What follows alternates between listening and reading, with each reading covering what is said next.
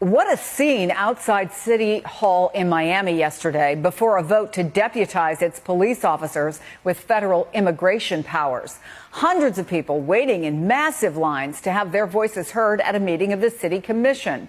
It lasted more than 9 hours, with nearly 100 residents speaking against a policy they say does not reflect the character of their city. Miami is a city of immigrants, of survivors, of people who love this city and call it home, even when it doesn't love them back. You have the power to protect the people, not to punish them. Shame on you if you choose to harm a community that has built this city. ICE's complete disregard for the Constitution and civil rights is something the city of Miami has no business getting involved with. I urge you all to vote no, because your first priority should not be the approval of the current administration.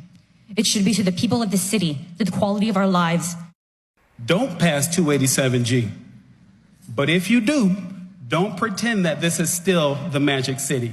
Do it all the way. Strip it bare. No more cafecito windows. Shut down Versailles. Pull the roosters out of Little Havana. Erase the Cuban walk on 13th Street. Tear down the Cuban monuments you just restored. Knock down the Freedom Tower. Because if you pass this, you are voting to erase the very soul of this city. Given the strong opposition, did it surprise you that the measure passed? And were you surprised by just seeing those lines? I wasn't surprised by seeing those lines. That was a great speaker, and he's absolutely right when he says Miami's a city. I mean, you have Little Havana, Little Haiti, Little Bahamas. I mean, I could go on. So it's a city of immigrants. So a lot of the public comments were these very strong heartstrings that really tugged on the heart.